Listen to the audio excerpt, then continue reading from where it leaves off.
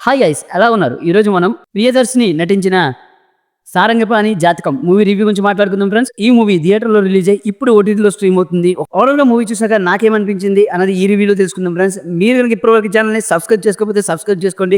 Basic story line విషయానికి వస్తే జాతకాలని విపరీతంగా నమ్మే సారంగపాణి అనుకోకుండా తన జాతకంలో ఒక ప్రాబ్లం ఉందని తెలుసుకుంటాడు. ఆ తర్వాత ఆ ప్రాబ్లంని ఏ విధంగా క్లియర్ చేయాలనుకున్నాడు, అసలు క్లియర్ చేశాడా లేదా, తన పెళ్లికి ఆ ప్రాబ్లంకి సంబంధం ఏంటి అన్నదే బేసిక్ స్టోరీ లైన్ ఫ్రెండ్స్. ఇక మూవీ చూసినాక ఏమనిపించింది అంటే, పర్లేదు ఫ్రెండ్స్, ఇది ఓటీటీలో కాబట్టి ఒకసారి ట్రై చేయొచ్చు. మోహన్ కృష్ణ, ఇంద్రగంటి గారి అన్ని మూవీస్ ఎలా ఉంటాయో ఈ మూవీలో కూడా అలానే అనిపిస్తుంది. కాకపోతే డోస్ మాత్రం కొంత తగ్గింది అనిపించింది. ఫస్ట్ హాఫ్తోనే పెళ్లి చేసుకొని ప్రశాంతమైన జీవితాన్ని గడపవలసిన హీరో తర్వాత కొన్ని ఇన్సిడెంట్ని చూపించడం, ఇదంతా మూవీని సాగదీశారనే ఫీలింగ్ కలిగించింది. పాజిటివ్ సీజన్కి వస్తే ఈ మూవీలో వెన్నెల కిషోర్ గారు మరియు ప్రియదర్శిని పెర్ఫార్మెన్స్ పాజిటివ్స్ చెప్పుకోవచ్చు. హీరోయిన్ చాలా బాగా యాక్ట్ చేశారు. సినిమాటోగ్రఫీ బాగుంది. అక్కడక్కడ లవ్ సీన్స్లో పడే బ్యాక్గ్రౌండ్ స్కోర్ బాగుంది.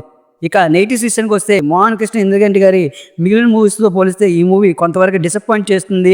Second half too much of dragging, తనిఖీల భరణి గారిని ఫుల్ ఫ్లెడ్జ్డ్గా వాడుకోలేదు అనే ఫీలింగ్ అయితే కలిగింది. ఫస్ట్ హాఫ్లో ఫన్నీ ఇన్సిడెంట్స్ అయితే ఉన్నాయి, కానీ సెకండ్ హాఫ్లో అదే విధంగా ట్రై చేశారు, కానీ ఎక్కడ వర్కౌట్ అవ్వలేదు.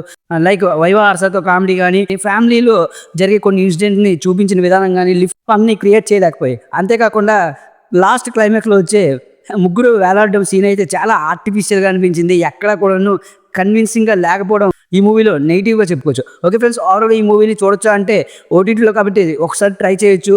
మీరు కనుక ఇప్పటివరకు ఛానల్ని సబ్స్క్రైబ్ చేసుకోకపోతే సబ్స్క్రైబ్ చేసుకోండి ఫ్రెండ్స్. ఈ మూవీని 2.75 out of 5 friends. Thank you.